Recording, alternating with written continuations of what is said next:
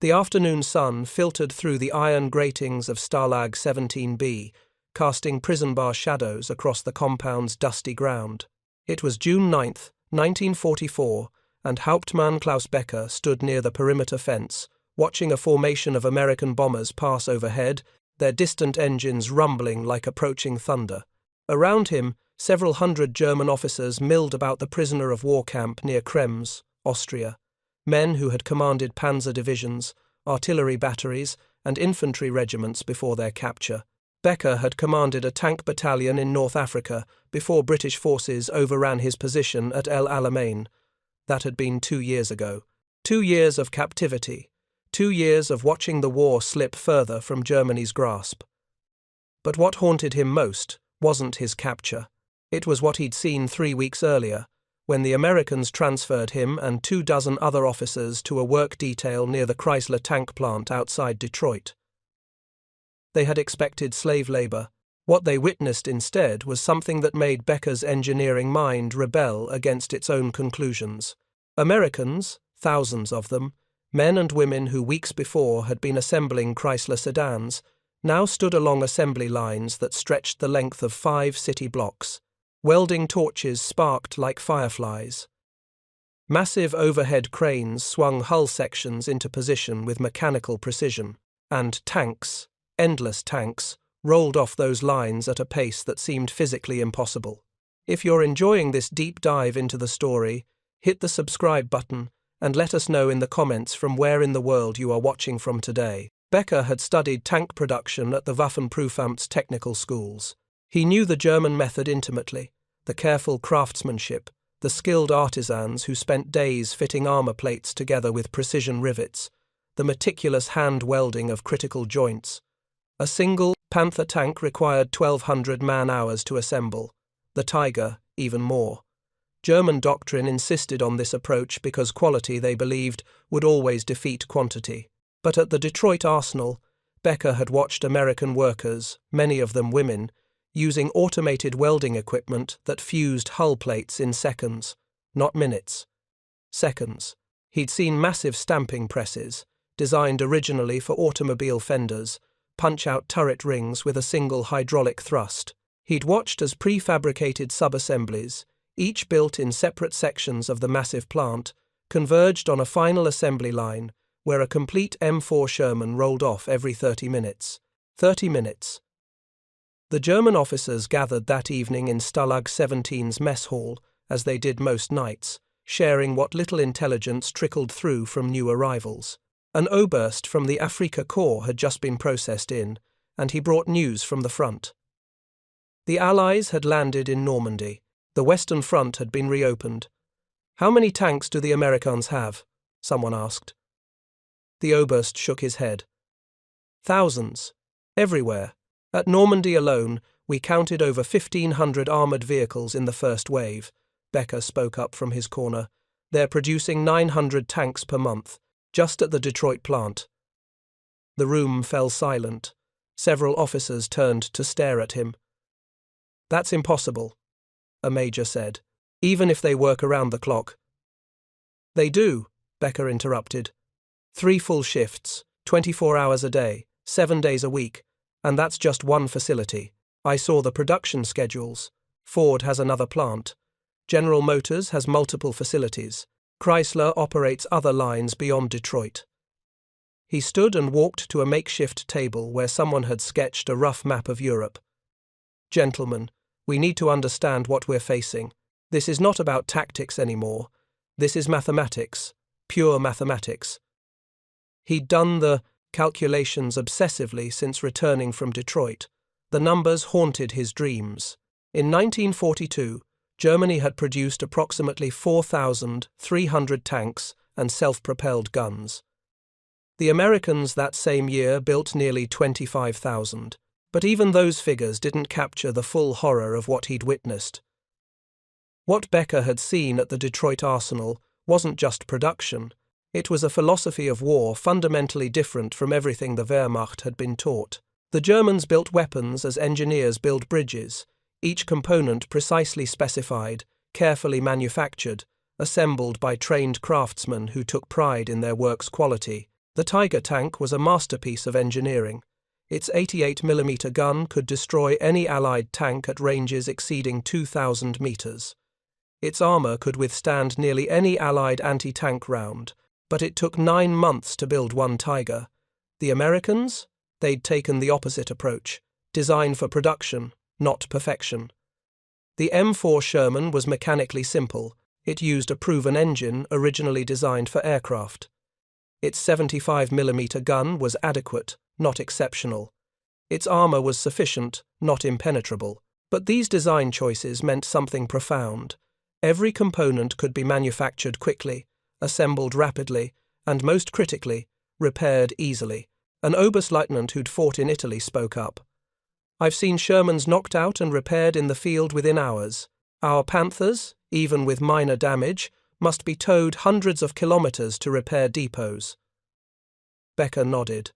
"The Americans designed their tanks to be fixed by farm boys with wrenches.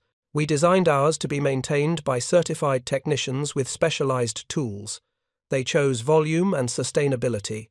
We chose quality and technical superiority." He paused, letting the implications sink in. "And now we're losing." But there was something else Becker had witnessed, at Detroit, something that disturbed him even more than the production numbers. He'd seen the welding, automated, continuous welding using a process the Americans called submerged arc welding. Developed in the 1930s but refined and perfected for war production, this technique allowed even unskilled workers to create welds stronger than those made by master craftsmen. The Germans still relied primarily on skilled welders, men who'd apprenticed for years to learn their craft. American plants used machines that could train a worker in days. The welder didn't need to see the arc or carefully control the electrode. The flux material covered everything, and the machine maintained perfect parameters automatically. One operator could weld as much in an hour as a skilled German welder completed in a full shift. "It's the automation," Becker explained to the assembled officers.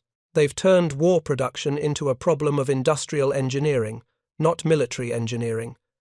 Every process is analyzed, simplified, broken into steps that require minimal skill. They use jigs and fixtures, what the Americans call farmers' tools, that let untrained workers produce precision parts." A Hauptmann from a Panzer Grenadier division leaned forward. "But surely quality suffers." "That's what I thought." "That," Becker admitted, "that's what we were all taught. But their tanks work, they're reliable. The Sherman's mechanical failure rate is lower than our Panzer IV. Their supply chains deliver spare parts in days, not months." And when I asked one of the American engineers about tolerances, he said something I can't forget. "Perfect is the enemy of good enough." The philosophy haunted Becker because it violated everything he'd learned at technical school. German engineering prided itself on precision. A properly machined part required exact measurements, careful inspection, masterful craftsmanship. The Americans?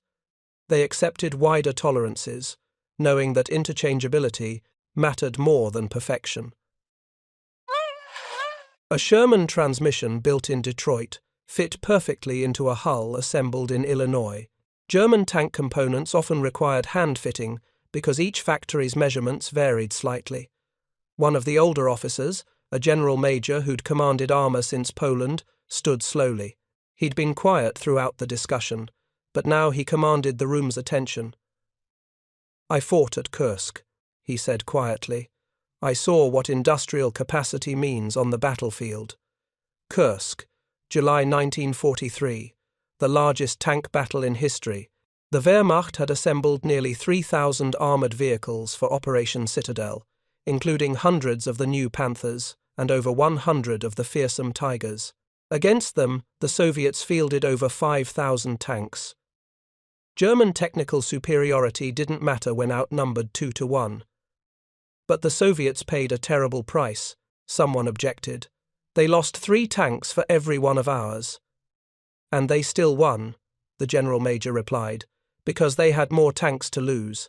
They could afford to trade 3 34s for 1 Panther and still have reserves. We couldn't." Becker interjected with more numbers, the terrible arithmetic of attrition warfare. In 1943, the Soviet Union produced 24,000 tanks. Germany produced about 10,000. And now, the Americans are producing at Soviet levels while maintaining much higher quality than Soviet equipment. Last year, the United States built 29,000 tanks and self-propelled guns. This year, they'll exceed 30,000. He let that sink in. Germany will be fortunate to produce 8,000. But the numbers, devastating as they were, didn't fully explain what Becker had witnessed at Detroit. It wasn't just about quantity. The Americans had fundamentally reimagined how weapons were made. They'd taken Henry Ford's assembly line philosophy, developed for the Model T, and applied it to tanks, aircraft, and ships. The Germans, conversely, had explicitly rejected assembly line production for military equipment. When the Wehrmacht re-established tank production in the 1930s, they deliberately withheld contracts from companies like Opel and Ford's German subsidiary, both of which had extensive experience with mass production techniques. The military believed such companies were too inflexible to meet changing requirements. That decision, made in peacetime by officers who'd never witnessed industrial warfare's true scale, now shaped battlefield outcomes. German tank designs evolved constantly, incorporating improvements and responding to threat developments. The Panzer IV went through 10 major variants. Each design change required retooling, retraining, and adjustments to supply chains. Meanwhile, the Americans built nearly 50,000 Shermans using standardized designs, interchangeable parts, and modular construction. I spoke with one of their production supervisors, Becker continued, a man named Harold Morrison, who managed a section of the Hull welding line. Before the war, he was a high school teacher, no military experience, no engineering degree, just someone who understood how to organize people and processes efficiently. And he told me something remarkable. The officers leaned in. He said their goal wasn't to build the best tank, it was to build enough good tanks to be everywhere simultaneously. "We don't need to win tank duels," he said. "We need to win the war." That philosophy extended beyond tanks. Becker had read reports from officers who'd fought in North Africa, Sicily, and Italy. They described American logistics that seemed almost magical. Spare parts arrived within days. Damaged tanks received repairs at forward positions. Ammunition never ran short. Food, fuel, medical supplies all flowed to the front with mechanical regularity. German forces, meanwhile, struggled with constant shortages. Tanks sat immobile for lack of spare parts. Artillery batteries rationed ammunition. Supply columns required protection because partisan attacks threatened every kilometer of road. The Wehrmacht's logistical system, designed for short campaigns, buckled under the strain of a multi-year, multi-front war. One reason for American logistical superiority? Welding, something so simple, so fundamental, that Becker hadn't fully appreciated its importance until his time in Detroit. The Americans welded everything: tanks, ships, pipelines, aircraft components.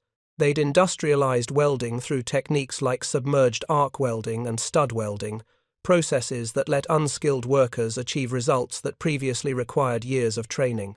German industry still relied heavily on riveting for many applications. Riveting was time-consuming, required multiple workers, and created weak points where rivets could fail. Welded construction was stronger, faster, and required fewer workers. But German military specifications, written by conservative engineers who doubted welding's reliability, mandated riveting for critical structures.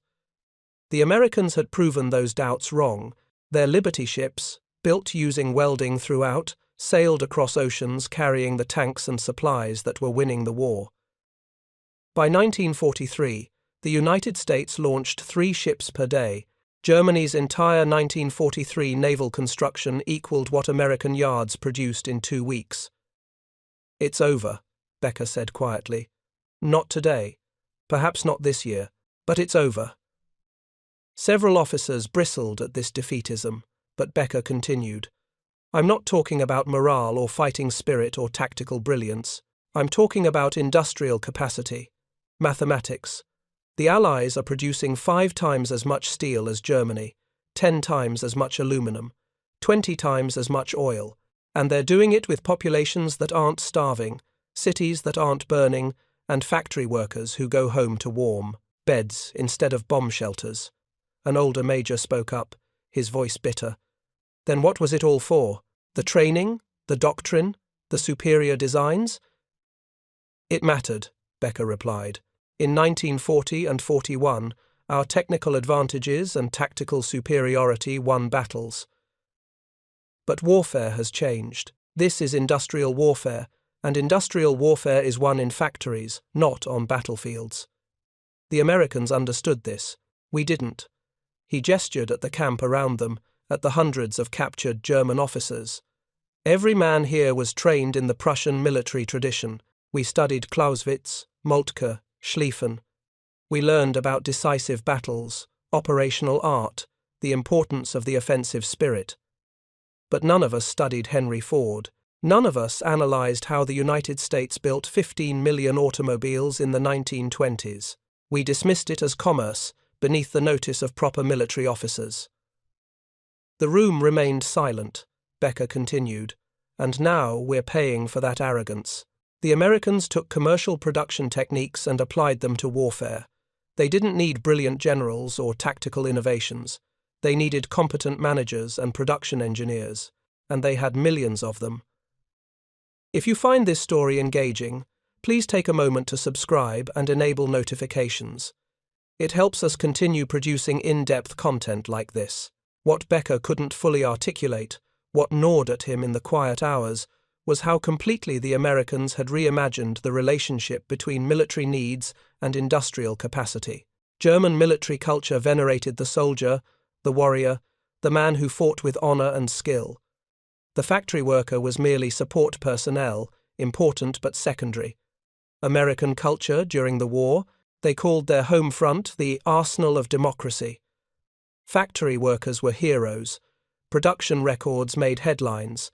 When the Detroit Arsenal set a monthly record by producing 896 tanks in December 1942, newspapers across the country celebrated it as a great victory.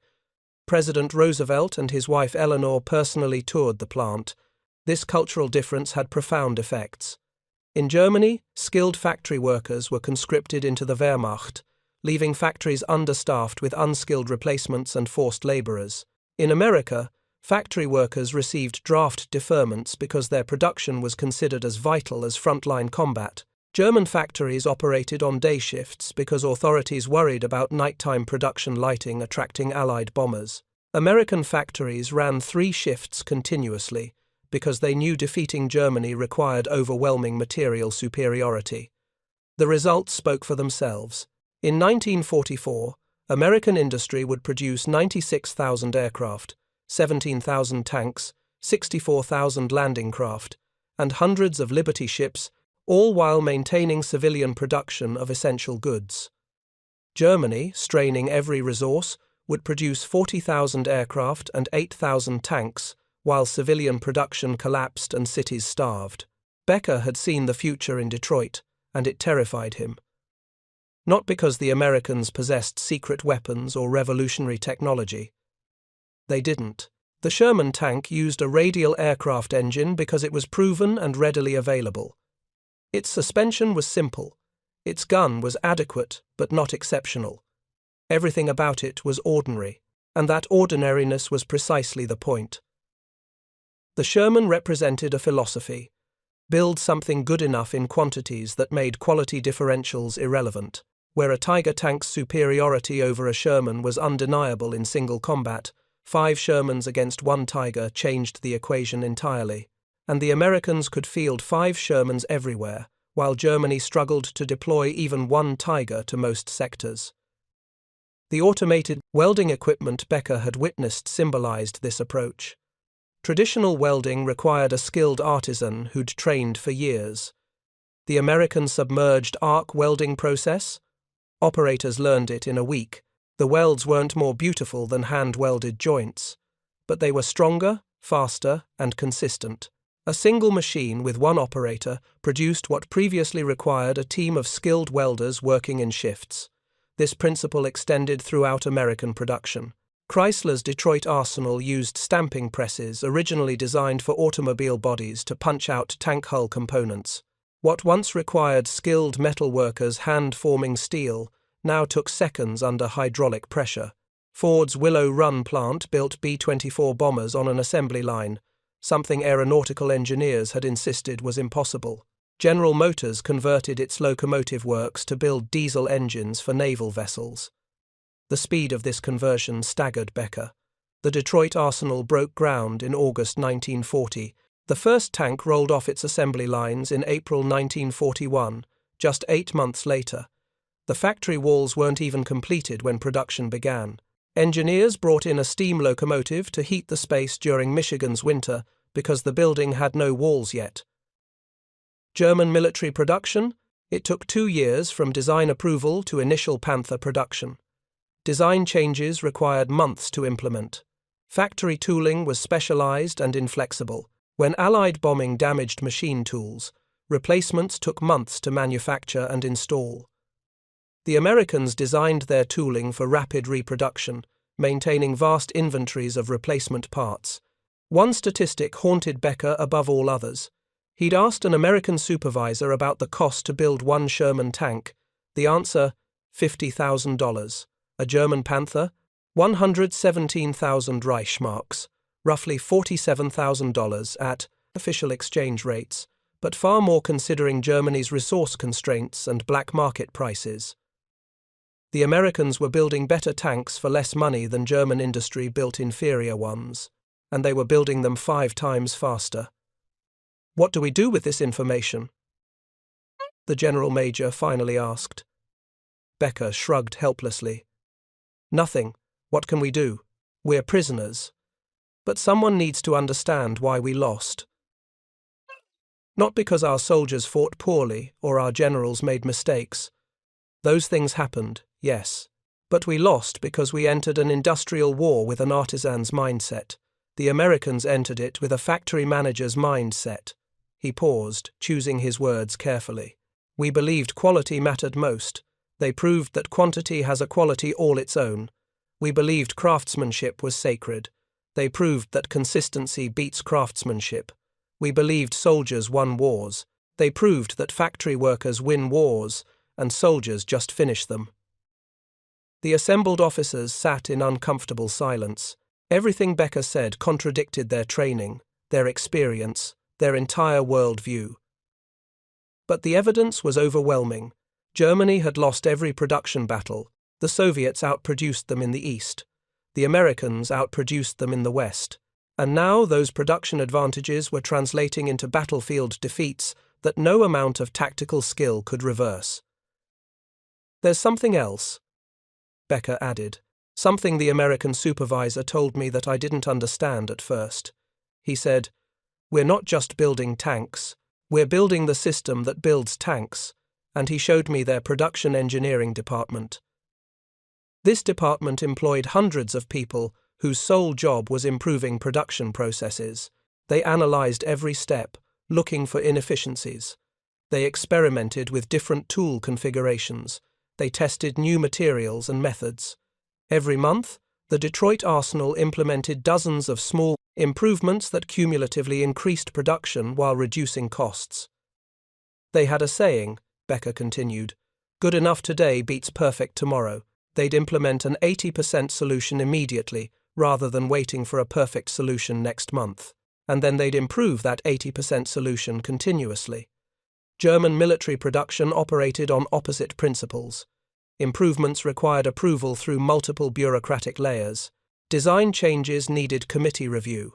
Implementing modifications took months. The Wehrmacht valued getting it right over getting it done quickly, not understanding that in industrial warfare, speed itself was a form of being right. The other German officers began sharing their own observations from various fronts. They described American logistics that seemed almost wasteful in its abundance. One Oberst told of a captured American supply depot in Italy that contained more spare tank parts than his entire division had possessed. Another described watching American engineers build a bridge in 3 days that German pioneers would have needed 2 weeks to complete. Every story pointed to the same conclusion. The Americans had industrialized warfare more thoroughly than anyone imagined possible. They didn't just have more tanks, they had more of everything: trucks, jeeps, radios, medical supplies, food, ammunition, fuel, and behind that material abundance lay production systems capable of replacing losses faster than combat could inflict them. Becker thought back to his engineering education at the Technical University in Berlin. His professors had taught him to admire precision, to value elegant solutions, to appreciate masterful craftsmanship. They'd shown him the Bauhaus design philosophy, the Werkbund traditions, the German emphasis on quality above all else. None of them had taught him about mass production, about assembly lines, about the philosophy that said adequate products delivered in overwhelming numbers beat superior products delivered in insufficient quantities. Those lessons came from American engineers, American factory managers, American production supervisors, people the German military establishment had dismissed as mere technicians beneath the notice of proper military officers. When this war ends, Becker said slowly, and assuming any of us survive to see it, we need to remember what we learned, not about tactics or strategy, about production, about how wars are really won in the modern age. He looked around at his fellow prisoners. The next war, if there is one, won't be won by the side with the best generals or the bravest soldiers or the most advanced weapons. It'll be won by whichever side can build more, faster, cheaper. The Americans figured that out. We didn't. An uncomfortable truth settled over the room like autumn frost. They were officers of the Wehrmacht, trained in a proud military tradition stretching back to Frederick the Great. They'd studied military history, learned strategic principles, commanded men in battle, but industrial warfare had made much of that knowledge obsolete. The future belonged to production engineers and factory managers, not to tactical geniuses and strategic visionaries. Outside, the sun set behind the Austrian Alps, casting long shadows across Stalag 17B. Inside the mess hall, captured German officers confronted a reality they could barely accept. Their nation had lost the war in Detroit and Pittsburgh and Cleveland, long before soldiers fired the first shots at Normandy or Stalingrad. The battles on distant fronts merely confirmed what production statistics had already decided. Becker stood and walked to the window, staring out at the gathering darkness. Somewhere beyond those mountains, the war continued. German soldiers fought with skill and courage against impossible odds, but skill and courage couldn't compete with 50,000 Sherman tanks, 300,000 aircraft, and industrial capacity that exceeded Germany's by a factor of 5. The Americans had won the war with welding torches and stamping presses, with assembly lines and production schedules, with a philosophy that valued practical solutions over perfect ones. They'd proven that in industrial warfare, the factory was the ultimate weapon, and the production engineer was the ultimate warrior. And Germany had never seen it coming.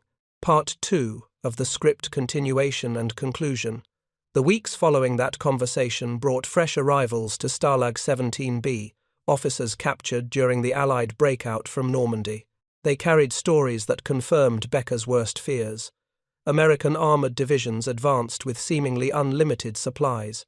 Every knocked-out Sherman was replaced within days. German commanders reported destroying 5, 10, sometimes 15 American tanks, only to face 20 more the next morning. One newly arrived Oberst, captured near Saint-Lô, described what he called the endless column. His Panzer regiment had ambushed an American supply convoy, destroying the lead vehicles and blocking the narrow French road. They'd expected the Americans to halt, regroup, perhaps retreat. Instead, the convoy simply drove around the burning trucks through adjacent fields, continuing its advance without pause. They didn't even stop to recover their dead, the Oberst said, his voice hollow. The next trucks just kept coming, and behind them, more trucks, and behind those, more still.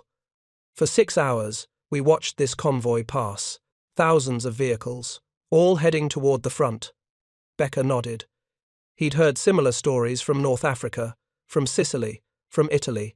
The Americans moved supplies with mechanical efficiency that seemed impossible. Their logistics operated like their assembly lines, standardized, interchangeable, relentless. German forces, meanwhile, relied on horse-drawn wagons for much of their supply transport. Horse-drawn wagons in 1944, fighting an enemy with motorized everything. The disparity wasn't just embarrassing, it was militarily catastrophic. American mechanized divisions could advance 50 kilometers in a day because their supplies kept pace. German divisions advanced until their supply lines stretched too thin, then halted to consolidate. By the time German reinforcements arrived, American forces had already dug in, reinforced, and prepared for the next advance. "Did you see their equipment?" another officer asked. "Every American soldier has a semi-automatic rifle. Our infantry mostly carries bolt-action Kar 98s designed before World War I. Their jeeps are everywhere, carrying officers, supplies, communications equipment. We have Kubelwagens when we're lucky, horses when we're not." The conversation turned to small arms production, another area where American industrial capacity dominated. The M1 Garand rifle, standard issue for American infantry, represented everything Becker had witnessed at the Detroit arsenal. Not the best possible design, but an excellent design optimized for mass production. The Garand used machined parts that required precision equipment, but American factories had that equipment in abundance. Germany had developed the Sturmgewehr assault rifle, technically superior to the Garand in many respects, but German industry struggled to produce even 200,000 of them during the entire war. The Americans manufactured over 5 million Garands, plus millions of M1 carbines, plus millions of Thompson submachine guns. German soldiers often armed themselves with captured American weapons because they were more reliable and ammunition more available than German equipment. A major who'd commanded infantry in Normandy shared his experience. "My company had 140 men when we entered combat. Within 2 weeks we were down to 60 effectives. Replacements arrived with inadequate training and sometimes without proper equipment. I requisitioned machine guns and received a note that production priorities had shifted to anti-aircraft weapons. Meanwhile, every American platoon seemed to have unlimited automatic weapons, grenades, and ammunition." "They waste ammunition," someone objected. "We're trained to make every shot count. They just spray bullets and hope something hits." "And it works," the major replied sharply. "Their doctrine accepts that suppressive fire achieves tactical objectives even without precise marksmanship. They can afford to expend 10,000 rounds to achieve what we'd accomplish with 100 carefully aimed shots, because they have those 10,000 rounds and we don't have another 100. The discussion expanded to artillery. American artillery doctrine emphasized mass fires, overwhelming target areas with high explosive, rather than attempting precision strikes. They could afford this approach because their factories churned out ammunition in quantities that made German production look artisanal. An artillery officer who'd fought in the Bulge described American fire missions. They'd designate a target area and simply saturate it. Hundreds of shells in minutes. When we tried counter-battery fire, they'd already displaced, and we'd waste our limited ammunition on empty positions. Then they'd resume firing from new locations. "Time-on-target missions," another officer added. Dozens of artillery batteries firing simultaneously, with shells timed to all arrive at the same instant. The coordination required is extraordinary, but more extraordinary is that they have enough ammunition to conduct such missions routinely. We'd plan similar missions and cancel them because we lacked sufficient shells. Becker listened to these accounts with grim recognition. Everything reinforced his central thesis. America had turned war into an industrial problem and solved it with industrial methods. They didn't need brilliant tactics when they could substitute overwhelming firepower. They didn't need elite soldiers when they could equip average soldiers with superior equipment in unlimited quantities. The German military tradition venerated the individual soldier's skill, the small unit's initiative, the officer's tactical creativity. These things still mattered in combat, but they couldn't overcome 5-to-1 disadvantages in tanks, 10-to-1 disadvantages in artillery shells, or 20-to-1 disadvantages in aircraft. What about our wonder weapons? Someone asked. The V rockets, the jet aircraft, the Type 21 U-boats? Becker shook his head. Too little, too late, and they illustrate the problem perfectly. The Me-262 jet fighter is technically brilliant, years ahead of anything the Allies possess. But how many can we build? Perhaps a few hundred before the war ends. Meanwhile, the Americans produce thousands of P-51 Mustangs using conventional technology. The Mustang is inferior to the Me-262 in performance, but there are hundreds of Mustangs for every jet we field. He paused. It's the same with every advanced weapon. We spend years perfecting revolutionary designs, then struggle to produce them in meaningful numbers. The Americans perfect mass production of adequate designs and flood the battlefield with them. History won't remember which side had the best technology. It'll remember which side won. The truly painful aspect, Becker reflected, was that German military planners had access to the same information.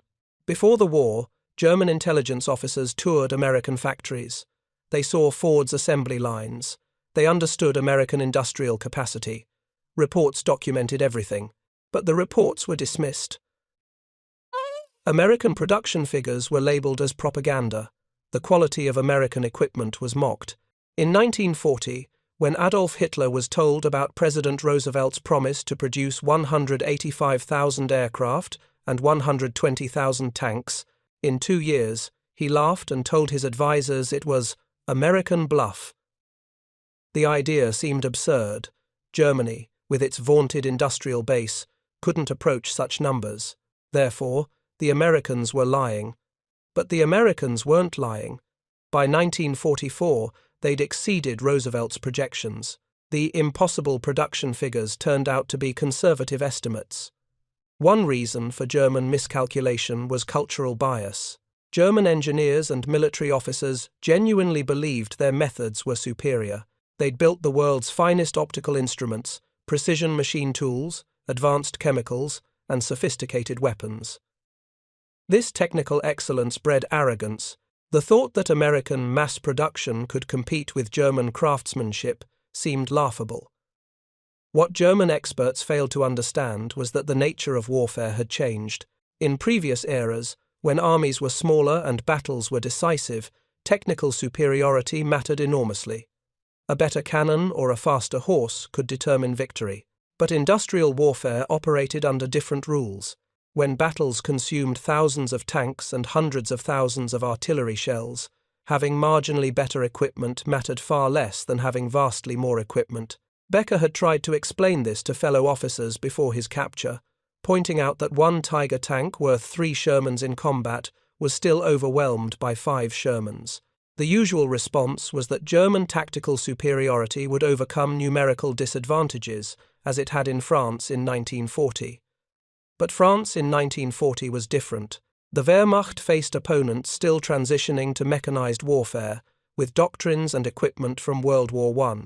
Germany's tank forces, though smaller than French and British combined forces, were concentrated, well-led, and employed revolutionary tactics. The Allies were numerically superior but doctrinally and organizationally inferior. By Den, 1944, that calculus had reversed. The Americans and British had learned from their defeats. They'd developed effective doctrines for armored warfare, combined arms operations, and air-ground coordination. They'd trained competent officers and soldiers, and most critically, they'd brought overwhelming material superiority to bear. German tactical excellence still won individual engagements, but tactical victories couldn't compensate for strategic defeat. Every destroyed American tank was replaced. Every depleted German unit struggled to receive reinforcements. Every American casualty was evacuated quickly to excellent medical care. Every German wounded soldier faced increasingly primitive conditions as the medical system collapsed. An Oberstleutnant who'd commanded armor in Russia shared his perspective. On the Eastern Front, we faced similar situations. The Soviets had numerical superiority, especially in tanks and artillery, but their equipment was crude, their tactics sometimes wasteful. We won battle after battle, and still we lost ground because they kept coming with more tanks, more men, more ammunition. The Americans are worse, another officer interjected. At least Soviet equipment was inferior to ours. American equipment isn't. The Sherman isn't as good as a Panther, true, but it's good enough, and American logistics are better than ours. Their radios are better, their trucks are better, their food is better. Every small advantage accumulates. This accumulation of advantages extended beyond the battlefield. American soldiers ate well because American agricultural productivity was enormous. German soldiers subsisted on increasingly meager rations as Allied bombing disrupted food distribution and conquered territories reduced available farmland. American soldiers received regular mail from home, maintaining morale. German mail service deteriorated as the war progressed. American wounded received sulfur drugs and penicillin. German medical supplies dwindled. Becker thought about the welding equipment he'd seen at Detroit.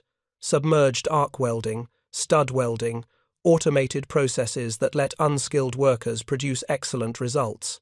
These weren't glamorous technologies. They didn't fire bullets or drop bombs, but they enabled everything else. Welded ship hulls carried the tanks, welded pipelines delivered the fuel. Welded structures supported the factories that built more weapons. Germany had skilled welders, perhaps the world's finest, but skilled welders required years of training, and Germany couldn't spare years to train workers when it needed weapons immediately.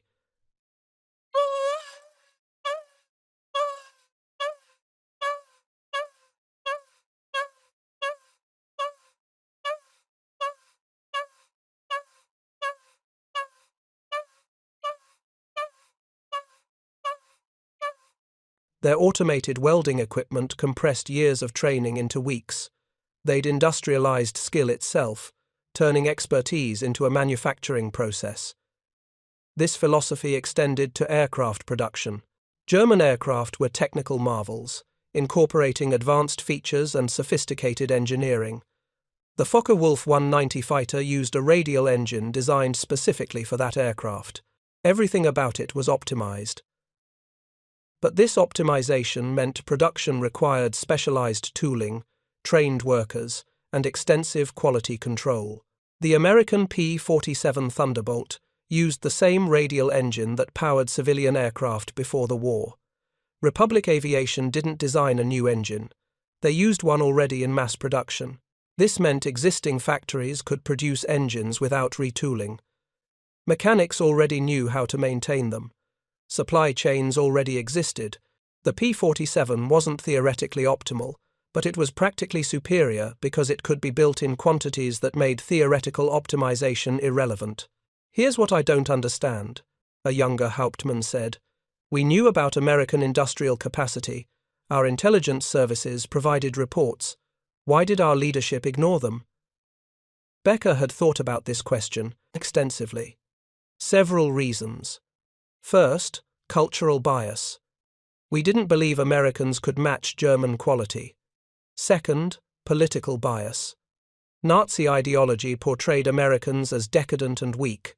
Accepting that Americans could outproduce us contradicted core beliefs. Third, cognitive bias. The idea that we might lose was unthinkable, so evidence suggesting defeat was dismissed. And fourth, an older Oberst added quietly, institutional arrogance. The Wehrmacht's senior leadership came of age during World War I and the interwar period. They understood warfare in terms of tactics, strategy, operations. Industrial production was beneath their notice, left to bureaucrats and businessmen. They were warriors, not factory managers. That contempt for logistics and production blinded them to how warfare had changed. The Oberst continued. "I remember attending a planning conference in 1941. A logistics officer presented calculations showing that invading Russia would require more trucks than Germany possessed. His conclusion was that the invasion should be delayed until industrial production caught up with military requirements. He was dismissed from the meeting. The invasion proceeded on schedule with inadequate logistics, and we paid the price." Similar stories emerged from other captured officers. Repeatedly, logistics officers and production experts had warned that Germany lacked sufficient industrial capacity for protracted war against multiple great powers. Repeatedly, their warnings were ignored or actively suppressed. Military culture valued offensive spirit and tactical boldness, not cautious calculations about production capacity. The Americans approached warfare differently. Their military culture incorporated industrial planning from the outset. When the United States began mobilizing for war, military leaders and industrial managers worked together from day one. William Knudsen, president of General Motors, became director of production in the Office of Production Management. His salary? $1 per year. He took the job because he believed his production expertise could help win the war. German industry had no equivalent figure. Production was managed by competing bureaucracies, the Wehrmacht, the SS, various Nazi Party organizations, and private companies all pursuing separate agendas. Coordination was haphazard. Priorities changed constantly. Vital resources were wasted on prestige projects while essential production suffered. Albert Speer, appointed armaments minister in 1942, attempted to rationalize German war production. He achieved notable success, increasing output significantly despite Allied bombing. But even Speer couldn't overcome fundamental limitations. Germany lacked sufficient raw materials, particularly oil. Allied bombing disrupted production, even when factories remained operational. And most critically, American and Soviet production simply exceeded anything Germany could match. Becker recalled reading about Speer's interrogation by American intelligence officers after his capture. Speer reportedly told his interrogators that he'd studied Henry Ford's production methods and attempted to implement similar principles in German industry, but he'd been thwarted by Nazi ideology, military bureaucracy, and resource constraints. One quote from Speer stuck in Becker's mind. "We were fighting a contest between two systems of organization, our outmoded, tradition-bound system against their art of improvisation." The art of improvisation. That phrase captured something essential about American war production. When the Detroit arsenal needed tank engines quickly, Chrysler engineers welded 5 automobile engines together, creating a crude but effective 30-cylinder power plant. German engineers would have designed a proper tank engine from scratch, taking months or years to perfect it. The Americans improvised something adequate immediately and moved on. When American forces needed to transport fuel across the English Channel to supply the Normandy invasion, engineers laid pipelines underwater, a technically audacious project called Pluto, Pipeline Under the Ocean. Welders fused together thousands of kilometers of pipe. Ships towed massive spools of this pipe, unwinding it onto the ocean floor. The entire operation succeeded because American industry could produce the pipe, the pumps, and the welding equipment faster than German forces could interdict it. German engineers knew about Pluto. They understood its significance, but they couldn't stop it because the Luftwaffe no longer controlled the skies, and German naval forces couldn't operate effectively in the English Channel. Why?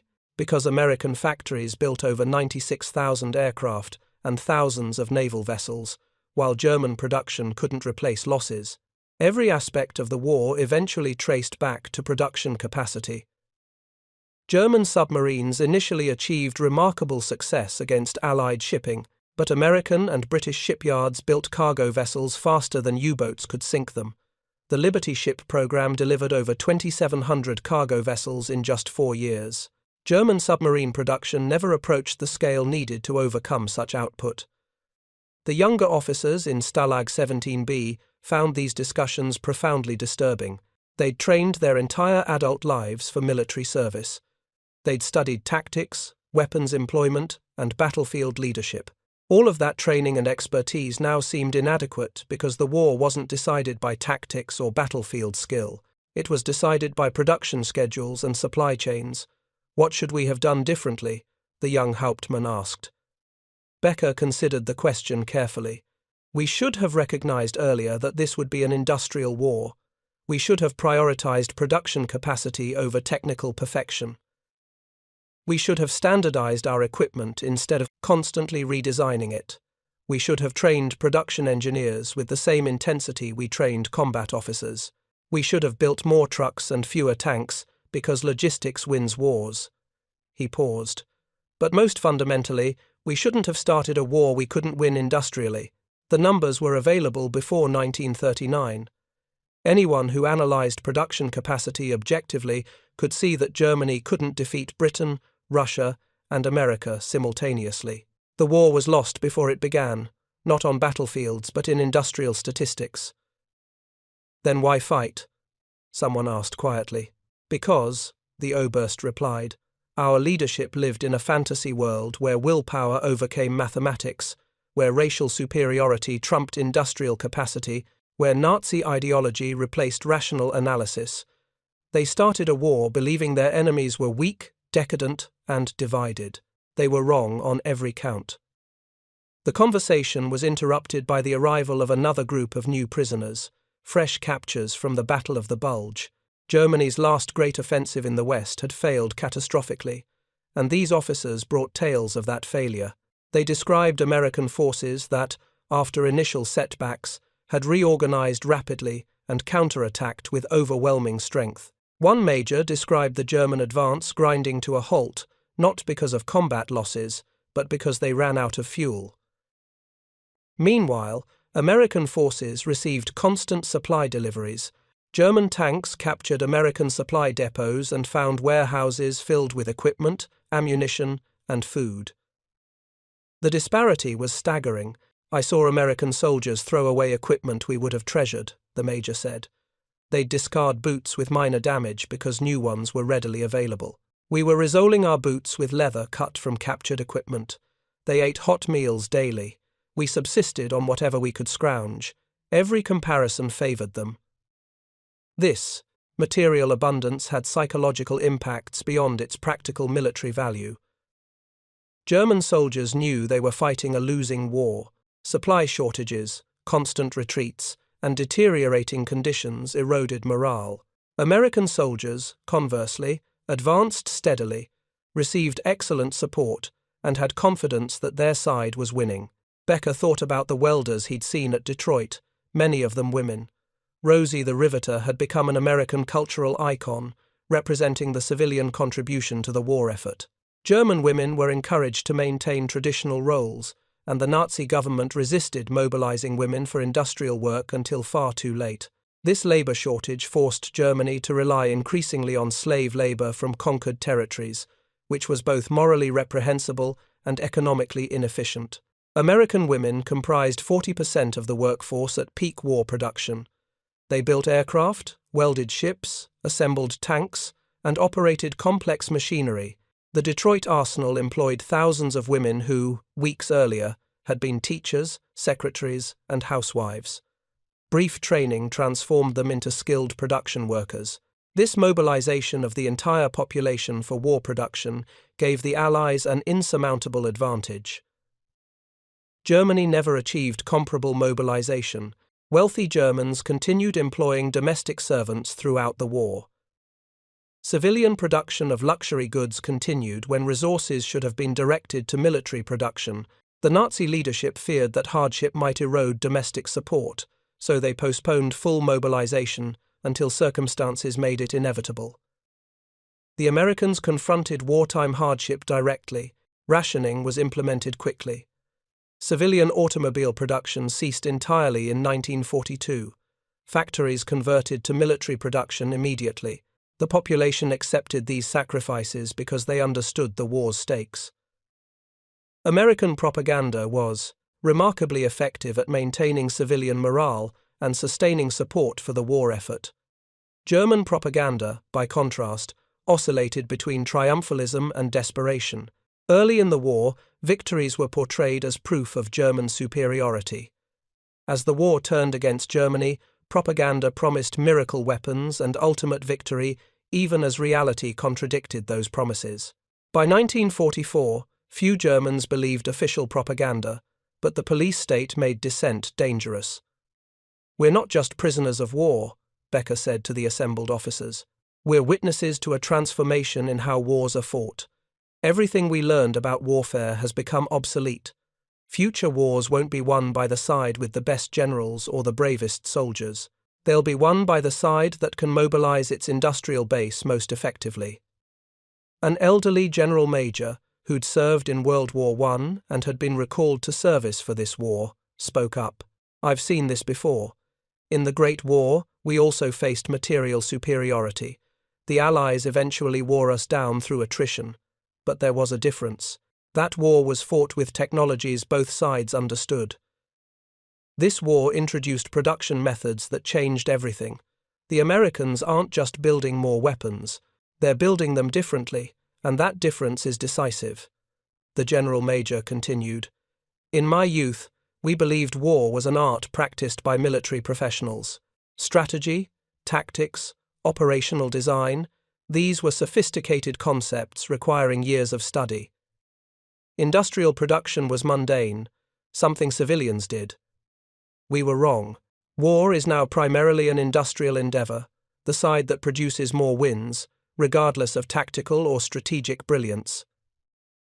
Becker nodded. "And the Americans have perfected industrial warfare. The Detroit arsenal I visited wasn't just a factory. It was a symbol of how completely they've reimagined war. Those welding machines, those assembly lines, those production schedules, that's what defeated us. Not on any particular battlefield, but cumulatively, inexorably." He walked to the window again, staring out at the darkening Austrian sky. "When this war ends, assuming Germany survives as a nation, we'll have to rebuild completely. Not just our cities and infrastructure, but our thinking about warfare itself. We'll have to abandon the idea that technical excellence alone ensures victory. We'll have to embrace the American lesson, that adequate equipment in overwhelming quantities beats superior equipment in insufficient numbers. But we'll also have to remember why the Americans won," he added quietly. "They won because they're a democracy that mobilized its entire population. They won because their workers believed in the cause and worked voluntarily, not under compulsion. They won because their system, for all its flaws, proved more resilient and productive than ours. That's a lesson our leadership refused to learn, and we're all paying the price." The room fell silent as darkness settled over Stalag 17B. Outside, searchlights clicked on, illuminating the fence perimeter. Guards began their evening patrols. Life in captivity would continue, measured in days that blurred into weeks and months, while somewhere beyond these wire fences, the war ground toward its inevitable conclusion. Becker remained at the window long after the other officers dispersed to their barracks. He thought about the welders at Detroit, about the assembly lines stretching the length of 5 city blocks, about the tanks rolling off those lines every 30 minutes. He thought about German craftsmen, skilled workers who'd apprenticed for years to master their trades, unable to compete with American machines operated by workers trained in weeks. The future belonged to industrial production, not individual craftsmanship. The future belonged to systems and processes, not heroic individual efforts.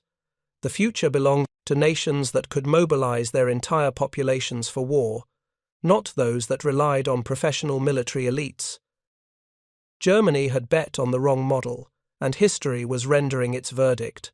Years later, when historians analyzed World War II, they would focus on battles: Stalingrad, Normandy, Midway, Kursk.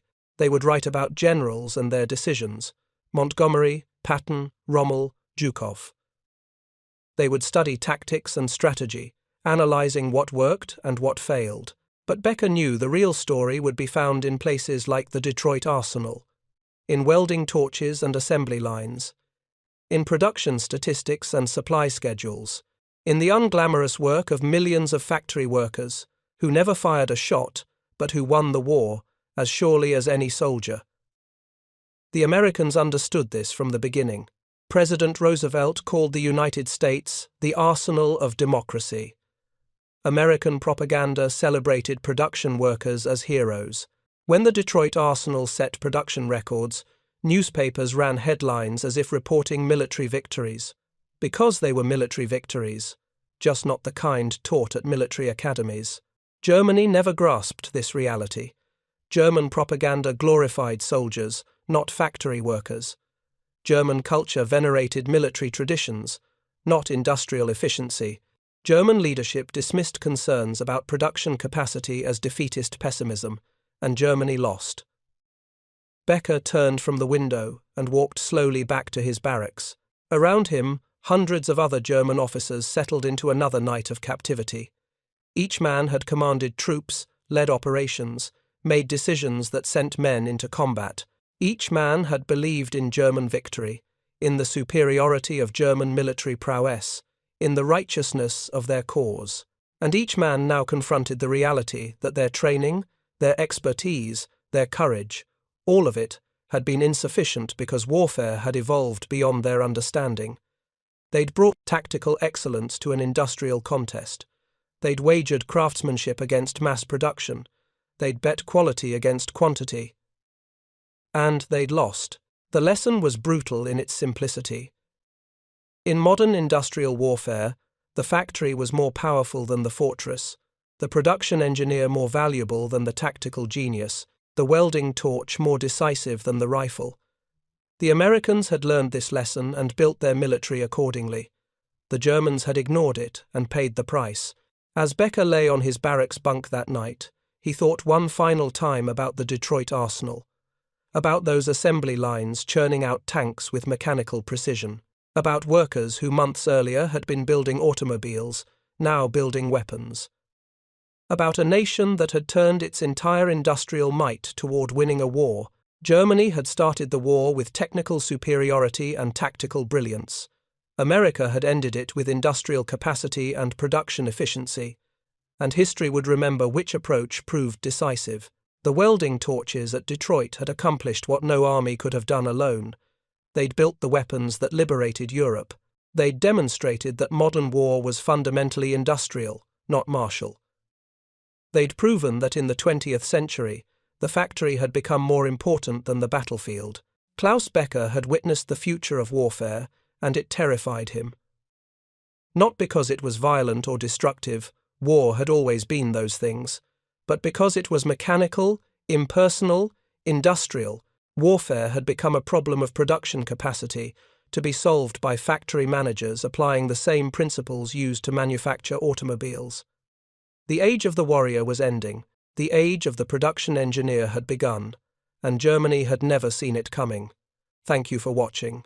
For more detailed historical breakdowns, check out the other videos on your screen now, and don't forget to subscribe.